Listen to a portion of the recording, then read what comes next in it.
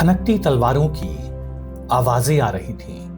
दूर कहीं से युद्ध के बिगुल की गर्जना सुनाई दे रही थी और चारों तरफ बस शोर ही शोर था।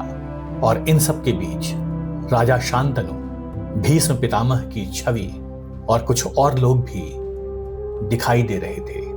महल के अंदर शायद कोई राजनीतिक तकरार चल रही थी। इन सब के बीच मामा शकुनी की कपट भरी चाल, जिन्होंने युधिष्ठिर को पहले तो दुर्योधन के साथ द्यूत क्रीड़ा खेलने पर विवश किया और फिर हार जाने पर खेल की कुटिल शर्तों के अनुसार पांडवों को 12 वर्ष का वनवास सुना दिया। पांडवों को 12 साल तक जंगलों में ही भटकना था और अंतिम का 1 वर्ष अज्ञातवास के रूप में काटना था।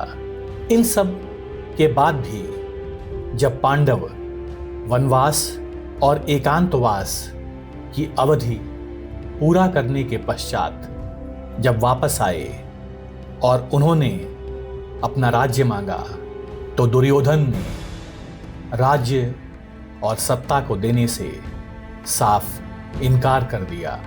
उसने कहा कि वह सुई की नोक के बराबर भी जमीन पांडवों को नहीं देगा।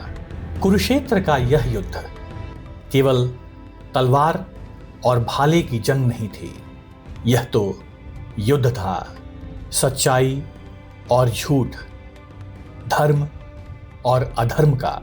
कौरव जो केवल अपने स्वार्थ और अहंकार के लिए लड़ रहे थे और पांडव जो न्याय और धर्म के सही रक्षक थे। पांडवों का राज सिंहासन पाने का हक सिर्फ उनके खून से ही नहीं था, बल्कि उनके नेक संकल्प और धर्मनिष्ठा का भी था। पर कौन बनेगा राजा? कौन देगा इस परिवार को नई दिशा? यह प्रश्न था हर दिल में, जो दुनिया के सबसे बड़े युद्ध का कारण बना। नमस्कार, मैं हूं सुदेश शुक्ला और आप देख रहे हैं कथावाणी द सेक्रेड सागा।